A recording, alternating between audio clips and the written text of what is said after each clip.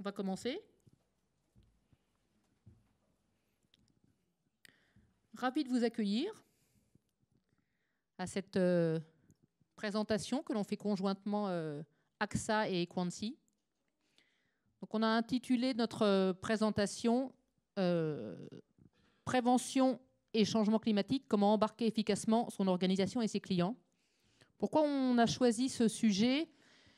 Tout simplement parce qu'on a la conviction qu'en termes de prévention des risques climat, et pas que climat d'ailleurs, en termes de prévention des risques en général, un des enjeux majeurs pour réussir, c'est d'arriver à changer les mentalités et d'embarquer efficacement.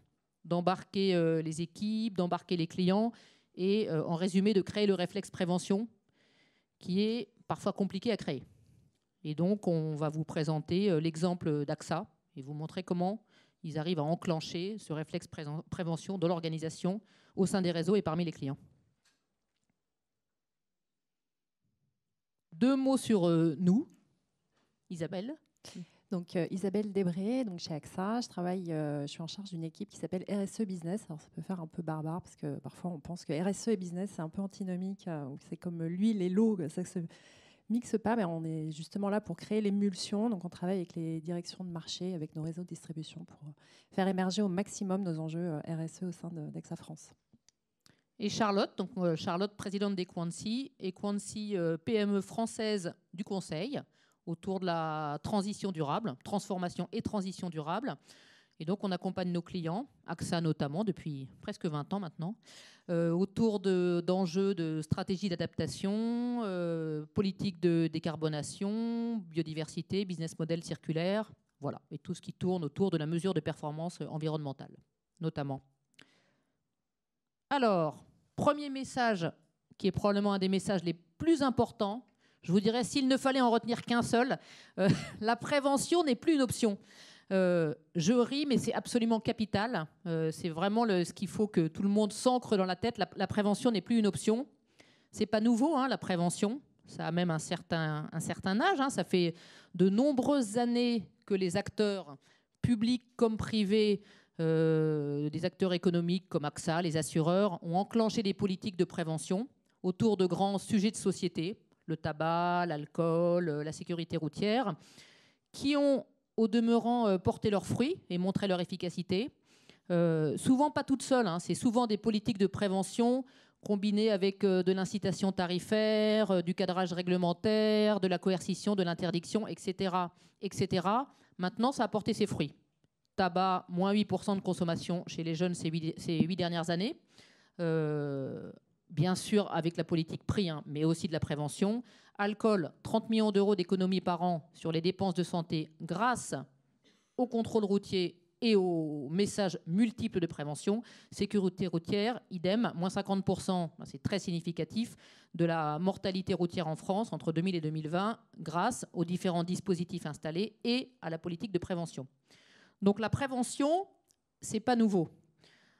En revanche, ce qui est nouveau, c'est l'augmentation constante et très très forte surtout, non seulement du nombre de risques, mais aussi de la diversité des risques et aussi, j'ajouterais, de l'intensité des risques. Et ça, c'est vraiment très très nouveau depuis quelques années. Je vous engage à lire un rapport extrêmement fouillé que le AXA Future Risk Report, qui est, je crois, en libre consultation, Isa. Voilà, qui est un rapport, je dirais, rédigé par AXA, qui analyse chaque année de manière très approfondie les risques dans le monde et l'évolution des risques dans le monde. Année après année, ce que l'on constate, c'est une vulnérabilité toujours plus grande de notre monde aux différents risques. Là, on a cette année 87% des experts interrogés qui pensent que le monde est plus vulnérable aux risques qu'il y a 5 ans. Et donc, risques de plus en plus nombreux, de plus en plus diversifiés, donc coûteux à gérer, à anticiper, et de plus en plus intenses, avec un top 3 qui est, sans surprise, le risque climatique, l'instabilité géopolitique, qui évidemment prend une ampleur considérable ces dernières années, et puis le cyber-risque qui, année après année, prend de l'intensité et de la gravité. Autre chose qui est nouveau, et qui en fait est lié à ce que je viens de dire, c'est l'impact économique extrêmement lourds associés à la gestion de ces risques. Ici, on a pris l'exemple du risque climatique. Quel que soit l'angle sous lequel on le regarde, en termes économiques, les chiffres sont vertigineux. Quel que soit l'angle sur lequel on regarde. On a mis ici quelques exemples. Doublement du montant des sinistres liés aux aléas climatiques d'ici à 2050. Ce que ça veut dire, c'est que le montant d'indemnisation par les assureurs dans les 30 ans qui viennent va doubler, vous vous rendez compte, doubler par rapport aux 30 ans qui viennent de s'écouler. Donc on en est là, avec sur chaque aléa une facture qui va se compter en milliards d'euros. Donc les coûts sont absolument vertigineux.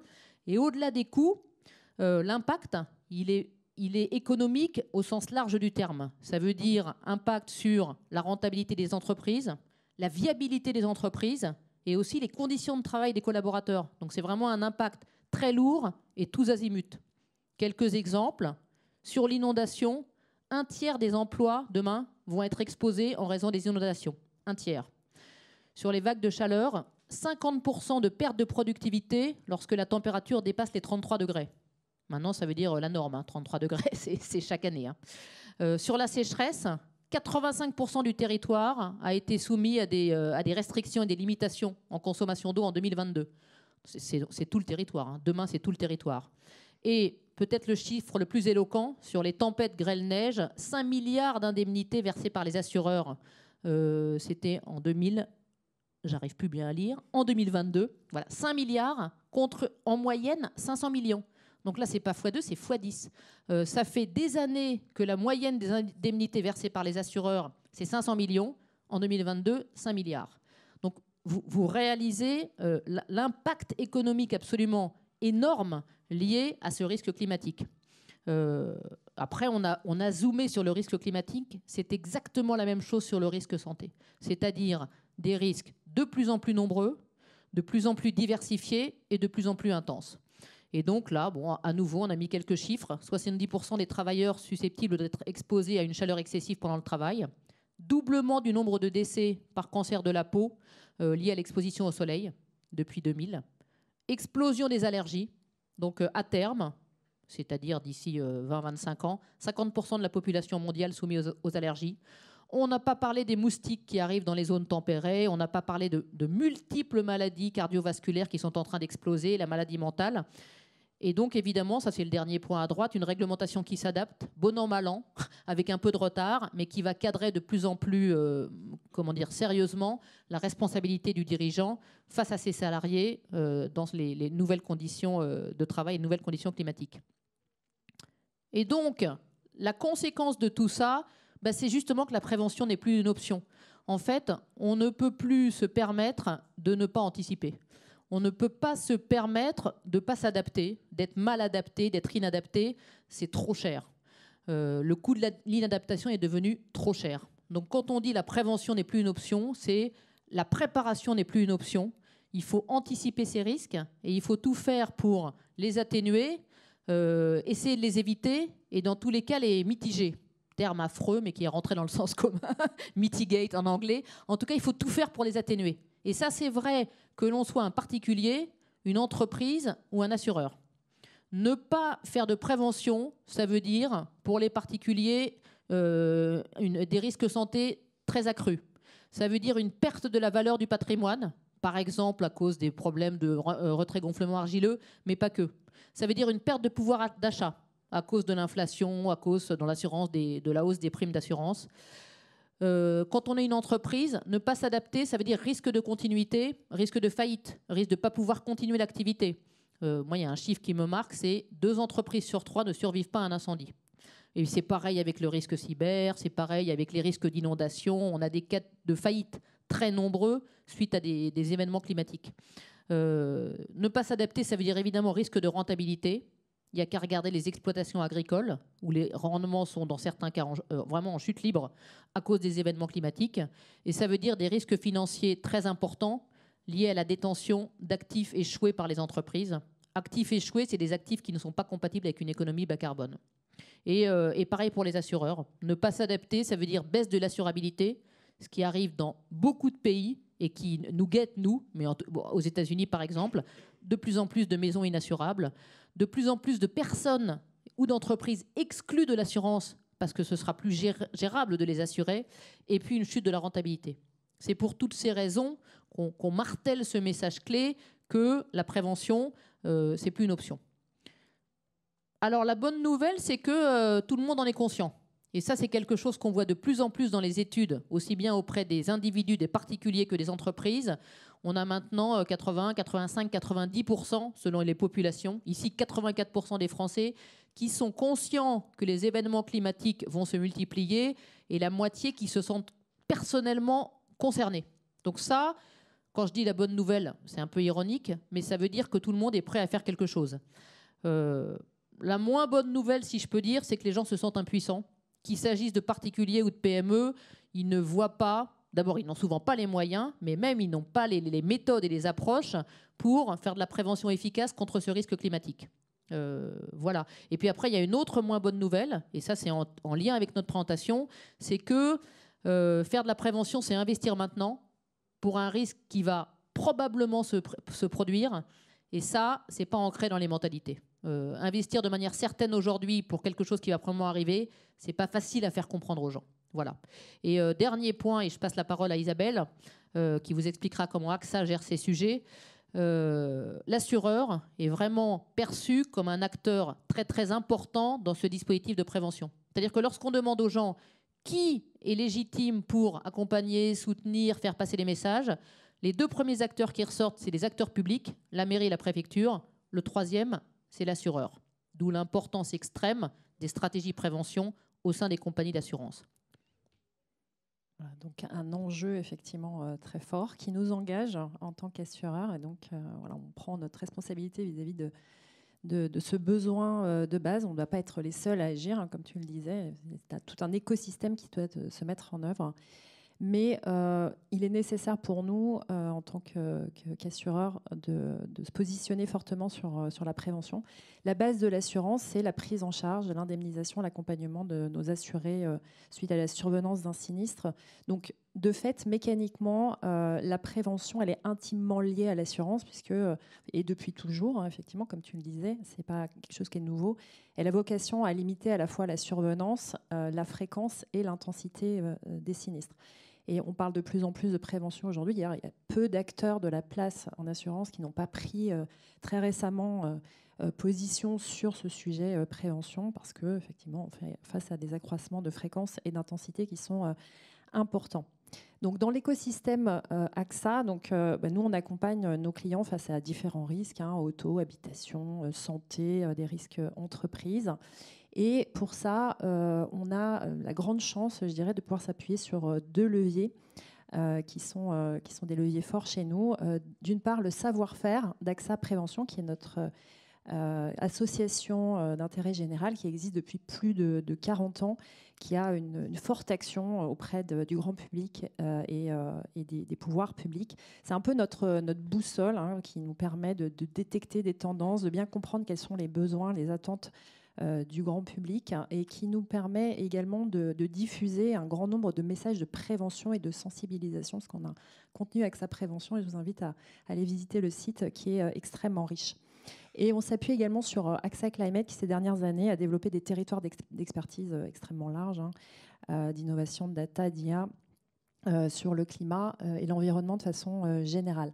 Donc ce sont des assets qui sont précieux pour nous, qui nous permettent évidemment de réfléchir à la conception de nos offres. Mais pour renforcer la prévention, parce que c'est notre enjeu d'aujourd'hui, ce n'est pas de continuer comme avant, c'est de renforcer cette démarche de prévention. On a besoin de consolider à la fois, on va dire, un socle technique de nos offres, c'est-à-dire s'assurer qu'on fait encore plus de prévention, de mieux intégrer la prévention dans nos offres d'assurance, mais aussi la dimension humaine, en essayant de s'appuyer encore plus, en capitalisant encore plus sur nos ressources humaines, donc nos collaborateurs internes, mais aussi nos réseaux de distribution, pour que, in fine, le grand public, nos clients de façon générale, qu'ils soient particuliers ou chefs d'entreprise, puissent bénéficier de dispositifs de prévention qui soient utiles. Donc, notre premier levier, nos collaborateurs, donc on veut en faire vraiment des ambassadeurs, des personnes qui sont engagées dans la prévention. Ce qu'on a fait, c'est qu'on a créé, il y a un peu plus d'1 an maintenant, une communauté, donc communauté RSE, alors qui n'est pas une communauté à proprement parler d'intérêt. Pour ça, on a un collectif. D'ailleurs, ils ont un stand aujourd'hui, donc n'hésitez pas à aller les voir, qui s'appelle AXA, le collectif AXA pour la planète. Donc qui rassemble en interne des gens qui sont intéressés par le sujet et qui permet en fait de diffuser un certain nombre d'informations et de nouveautés. Cette communauté dont je parle, RSE, c'est une communauté métier. Donc on a plus de 150 personnes en interne chez AXA qui sont réparties dans toutes les directions. Il n'y a pas une direction qui n'a pas un représentant de cette communauté RSE et qui, dans le cadre de leurs activités professionnelles, sont chargés de porter le développement de nos axes sociétaux et environnementaux et la culture de la RSE au sein de leurs entités. Et au cœur de cette communauté, on a également plus spécifiquement des référents prévention, donc on appelle nos leaders prévention, qui s'attachent à développer la prévention au sein de leur marché, de leur métier, et qui de plus en plus travaillent en synergie, en collaboration entre eux, de manière à finalement aboutir sur une prévention qui est globale, vu du client, parce qu'au bout du bout, on a un client à qui on doit porter un message qui n'est pas siloté, qui n'est pas, je dirais, à l'image de notre organisation, mais qui est pratique, utile et compréhensible de son point de vue. Et donc cette communauté, bien sûr, on s'attache à la faire monter en expertise en permanence. On apporte des contenus pour qu'ils gagnent à la fois en légitimité et en pouvoir d'influence aussi au sein de leurs entités. On a également des temps forts qu'on a appelés les journées de l'impact. Donc, c'est des temps forts collectifs qui rassemblent tous nos collaborateurs et qui sont accessibles également à nos réseaux de distribution, de manière à ce que chacun ait connaissance, grâce à des conférences, des séminaires, des webinaires, des ateliers, des marketplaces. On essaie d'en faire vraiment des temps forts au sein de la maison, qu'ils aient connaissance de tout ce qui existe chez nous, parce qu'on est quand même une grosse boîte, on fait plein de choses, et donc on n'a pas toujours la vue globale de tout ce qui se fait à droite et à gauche. Et puis, l'ambition, c'est aussi de faire prendre conscience que chacun peut jouer un rôle dans cette dynamique collective. Ce n'est pas parce que dans son propre métier, on ne développe pas la prévention qu'on ne doit pas être porteur de messages de prévention. Donc c'est quelque chose qui est hyper important pour nous. L'an dernier, on avait fait des journées de l'impact sur le thème de l'atténuation, donc tout ce qui était réduction d'émissions carbone. Cette année, on a choisi de faire, devinez, la prévention avec un angle spécifique sur l'adaptation. Et ce sont des moments qui sont vraiment fédérateurs pour nous, qui permettent de renforcer notre culture interne, puisque c'est ça aussi qu'on cherche, notre culture d'entreprise, et de nourrir aussi nos réflexions les uns les autres. Cette année, on a eu la chance dans la conférence d'accueillir Christian Clot. Je ne sais pas si vous connaissez, mais c'est un explorateur-chercheur qui travaille sur tous les sujets d'adaptation des populations dans des conditions extrêmes. Donc, je vous recommande d'ailleurs ces travaux qui sont hyper instructifs et surtout très stimulants. Ça a été un moment assez fort chez nous en interne, et d'ailleurs, pour l'anecdote, aujourd'hui, rares sont les réunions, en tout cas ces dernières réunions sur le sujet de la prévention, où on ne cite pas Christian Clot, parce qu'il a vraiment, il nous a permis de nous enrichir dans nos réflexions et dans nos travaux d'études.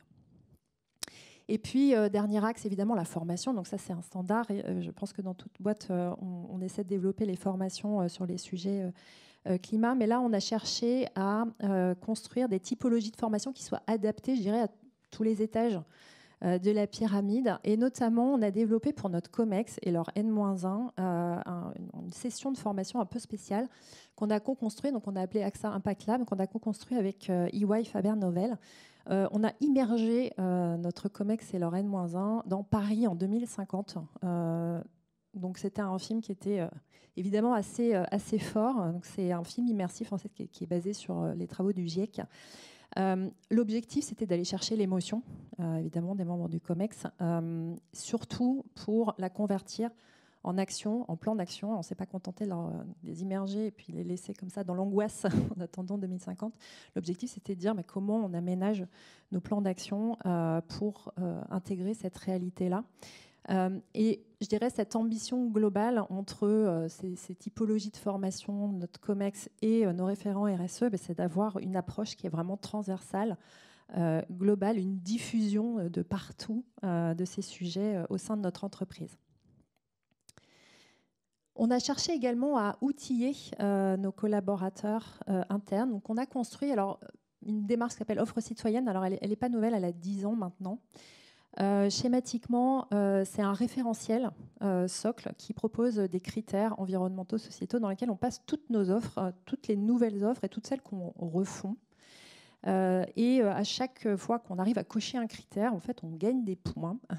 Ce n'est pas un jeu parce qu'en fait, on est obligé d'obtenir un seuil de points pour que l'offre soit commercialisée. Donc, c'est vraiment un cadre qu'on impose chez nous qui nous permet de nous challenger collectivement et d'aller toujours un pas plus loin que ce qu'on aurait fait sans.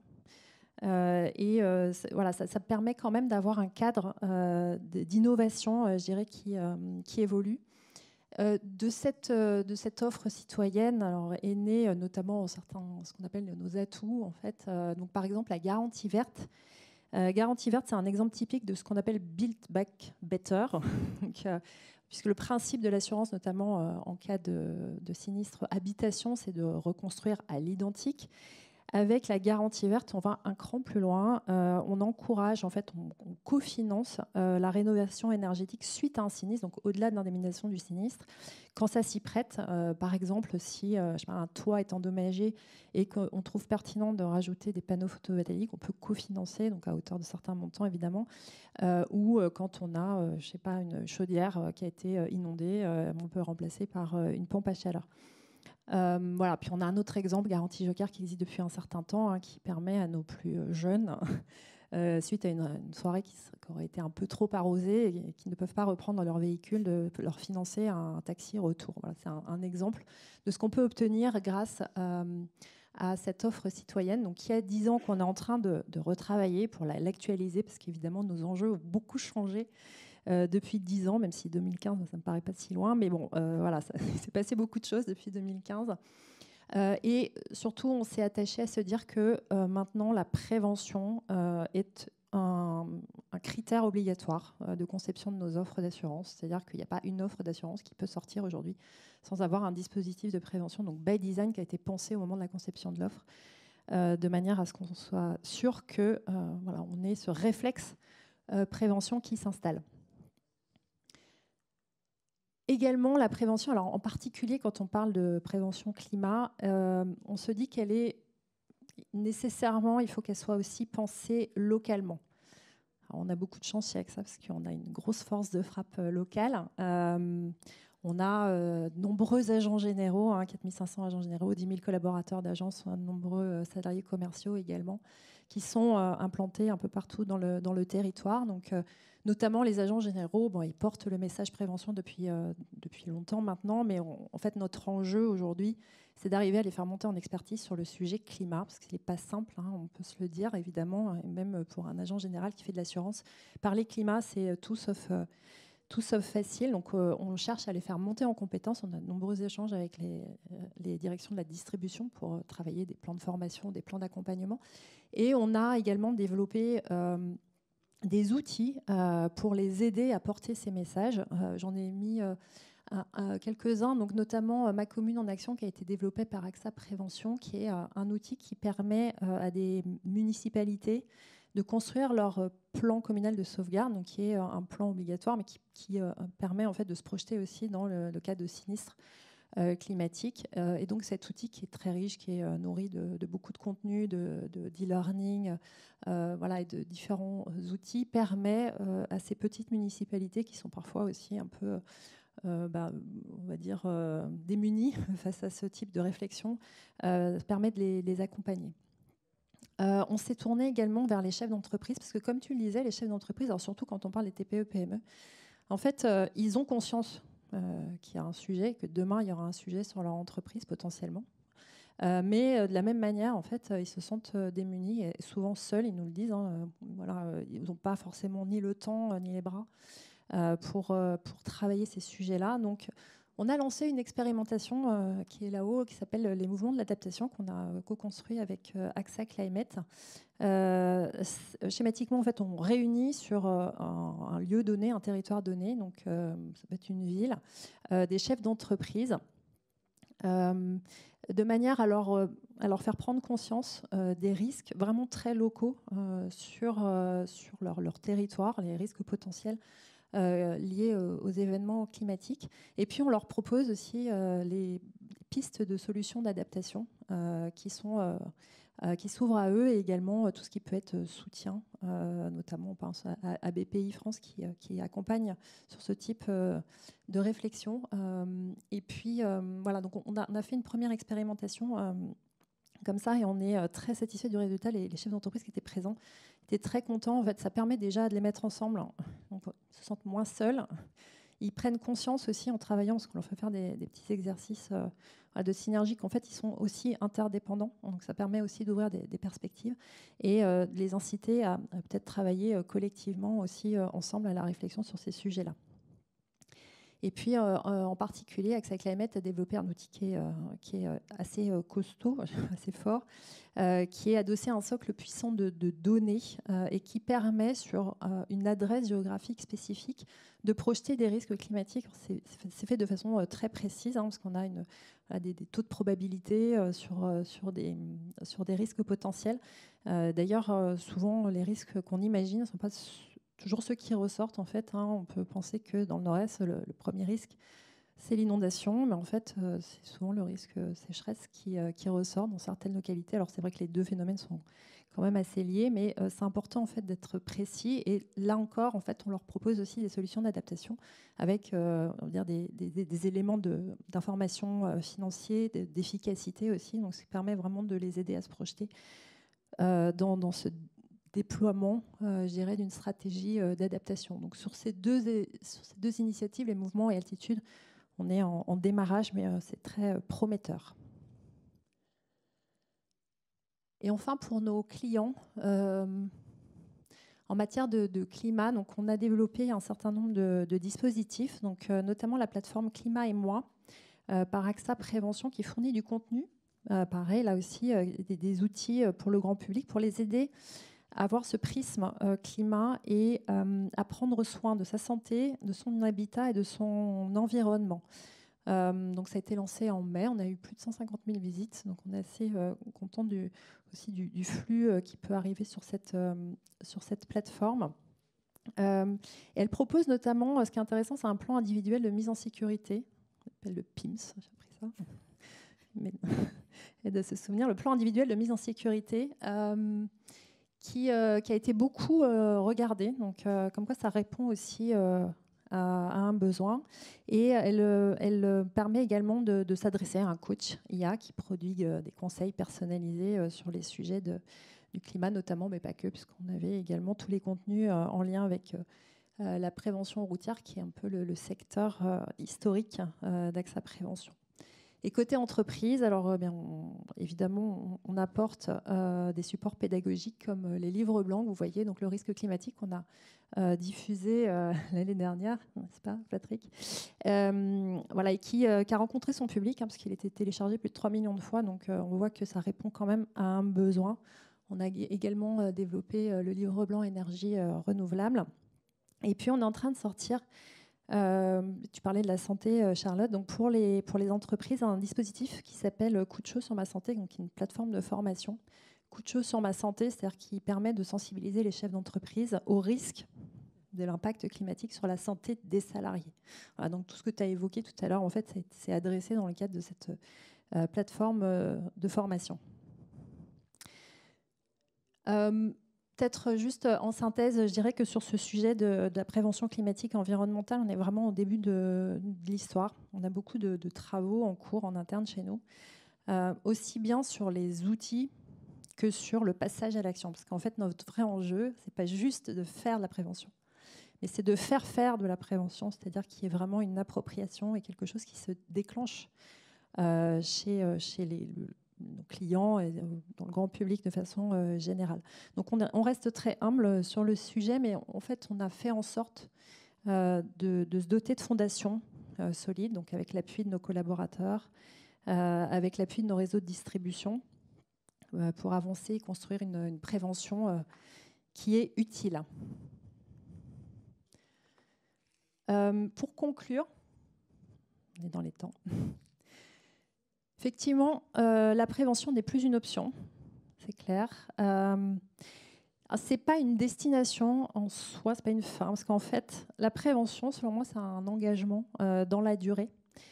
Il y a beaucoup de choses qui vont évoluer. Elle doit certes permettre de réduire la sinistralité, c'est une chose, mais elle doit également permettre de réduire les inégalités. Elle doit protéger tout un chacun et le bien commun. Et pour qu'elle fonctionne, je vais citer 3 facteurs clés qui nous ont été donnés par Christian Clot, donc, voilà, qui nous a beaucoup impressionnés dans son intervention. Elle doit s'appuyer sur des ressorts humains. D'une part, l'émotion. Le savoir ne suffit pas. Il ne suffit pas de connaître, de savoir pour agir. Ce sont les émotions qui sont le vrai déclencheur de l'action. Elle doit s'appuyer sur la confiance. C'est-à-dire, avant de demander à quelqu'un d'agir, il faut agir soi-même. Donc, nous, AXA, assureurs engagés, on se doit d'agir et faire connaître aussi nos actions. Et elle doit s'appuyer également sur des ressorts de coopération. Donc, on doit avoir envie de faire et de réussir tous ensemble. Et c'est l'enjeu du collectif prévention qu'on a construit en interne chez AXA France. Voilà, je ne sais pas si vous avez des questions.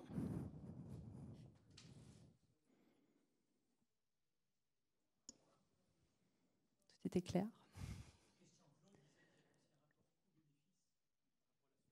Exactement. Effectivement, pour agir, je n'ai pas tout cité parce que sinon j'aurais pu citer énormément de choses de Christian Clot, mais effectivement, le bénéfice perçu est crucial dans la mise en action. Et le bénéfice ne doit pas être perçu uniquement du côté de l'assureur, mais également du côté du client, de l'assuré. Voilà. D'autres questions? Oui, il y a une personne derrière.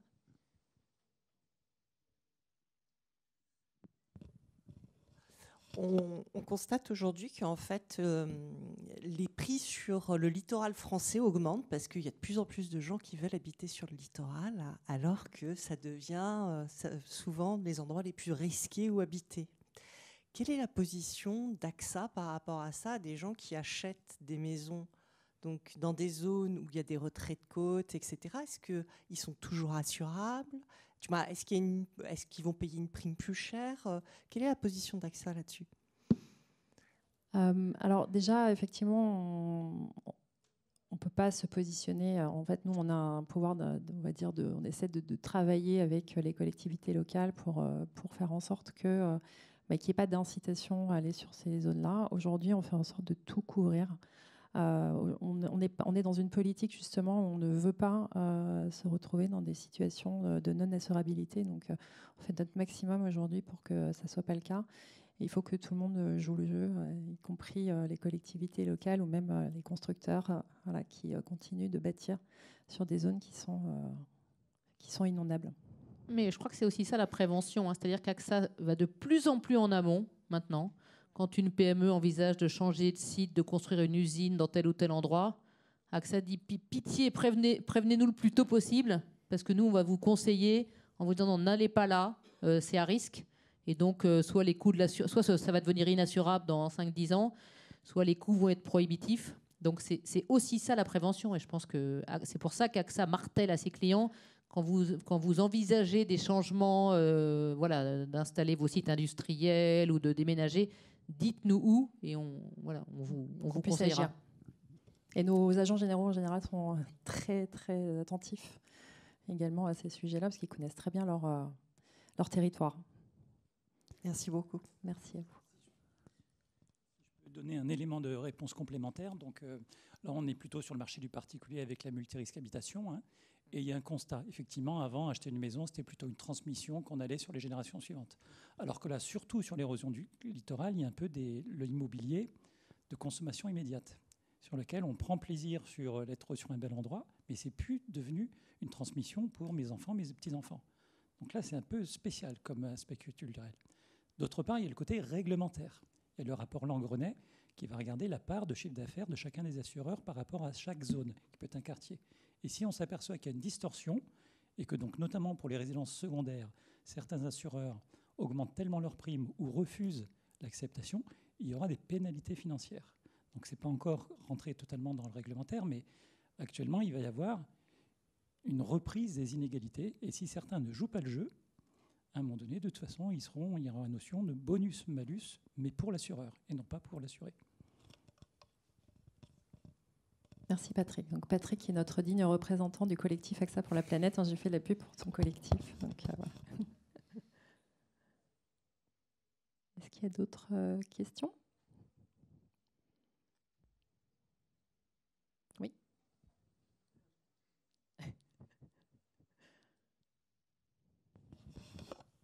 Bravo pour tout ce que vous faites. Et je voulais savoir, est-ce qu'au niveau prévention, est-ce que vous agissez au niveau des écoles, des enfants ?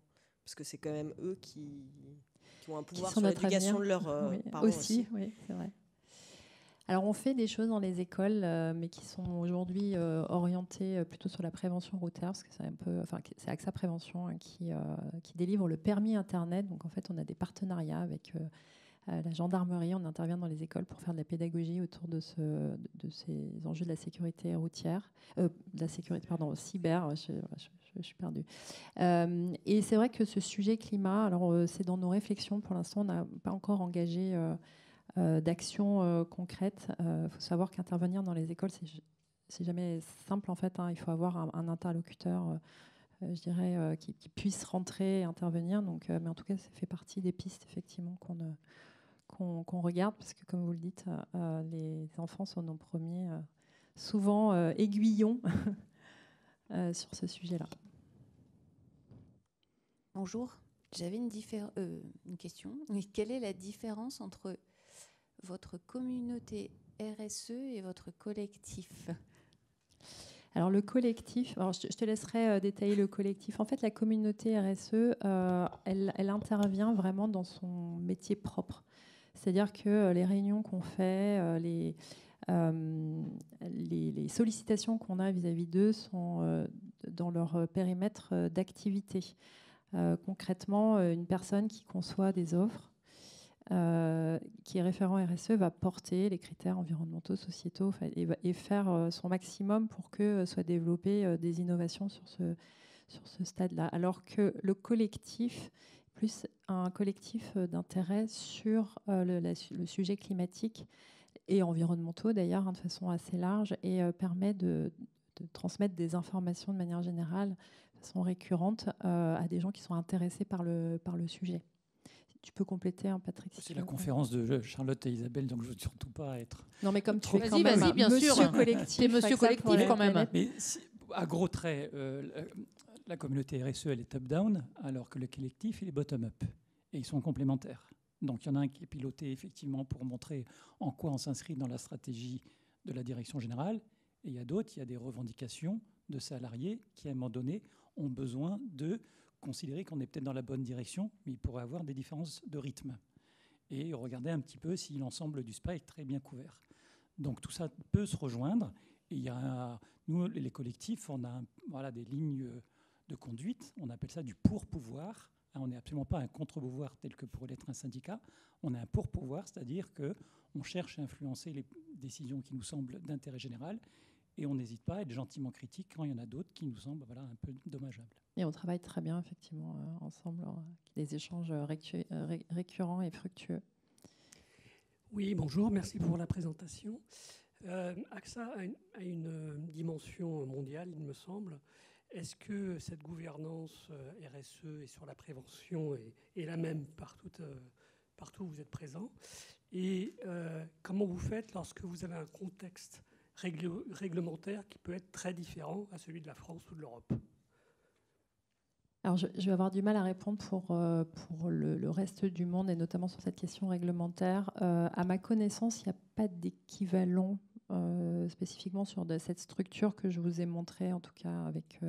alors, je ne parle pas sur la partie collective, mais par contre, pour la communauté RSE, à ma connaissance, il n'y a pas, mais en fait, on a des échanges réguliers avec des équipes monde au travers de notre entité groupe qui diffusent en fait les bonnes pratiques. Alors, on peut nous-mêmes collecter des bonnes pratiques de ce qui se fait ailleurs et réciproquement. À ma connaissance, ce n'est pas généralisé. En tout cas, il n'y a pas un standard à ce stade pour l'instant sur cette mécanique. Et effectivement, les problématiques, elles peuvent être extrêmement différentes d'un pays à l'autre. Et surtout, nos marchés peuvent être très différents aussi entre ce qu'on a en France ou... Non, il n'y a pas de guideline pour l'instant sur cette structure-là. Peut-être un jour, sait-on jamais. Après, pour compléter ce que tu dis, et pour travailler avec d'autres pays, il y a quand même l'esprit et la lettre. Et je pense que sur l'esprit, AXA Group a fait, quand même, je pense, après, sous ton contrôle, a fait passer un certain nombre de messages de l'importance de continuer à assurer les gens au maximum, dans des prix qui restent acceptables, ce qui est très, très challenging, de l'importance d'intervenir le plus en amont possible. Mais après, c'est tellement local, les réglementations, il y a un ancrage local tel dans tous les pays, dans le petit village du coin, ou que ce soit sur le littoral, en montagne, tout est tellement localisé c'est un savant mélange des deux. Donc sur la mise en œuvre, c'est très local, je dirais. Mais il y a quand même une philosophie très commune dans le groupe. Je n'ai peut-être pas répondu exactement à la question. Effectivement, en tout cas, la stratégie des groupes, elle est la même. Enfin, il n'y a pas 3 stratégies différentes en fonction du pays où on se trouve. La stratégie, elle est la même. Le message prévention, il est porté en très haut lieu. Cyber, par exemple, c'est très global. Ça. Oui, la stratégie globale, la stratégie prévention, elle va se renforcer partout dans toutes nos entités. Elle va continuer de se renforcer, même avec nos plans stratégiques à venir. Thomas Buberl, qui est notre grand patron, est hyper attaché à ce sujet prévention. Donc, moi, je vous répondais plus vraiment sur l'organisation interne AXA France. Il n'y a pas de standard aujourd'hui développé dans les entités, mais par contre, effectivement, la politique, la stratégie, elle est bien portée de façon homogène partout. Sur le réglementaire, c'est très spécifique. Le régime de CatNat n'existe qu'en France.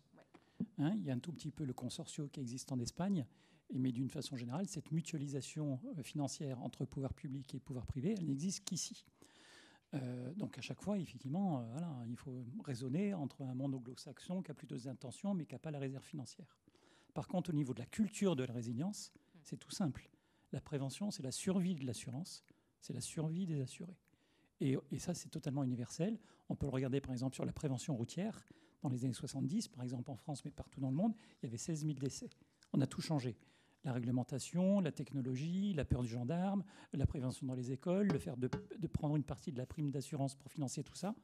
Et on a divisé les chiffres par 5. Donc ce qu'on a fait sur la prévention routière, ensuite sur un peu le monde cyberattaque, il va falloir faire la même chose sur climat et biodiversité. Donc l'intention est absolument, au sens direction générale, plus le fait que la stratégie soit bien alignée jusqu'au bout, c'est totalement universel. Par contre, la réglementation est spécifique. Autre question ? Il nous reste encore 2 minutes.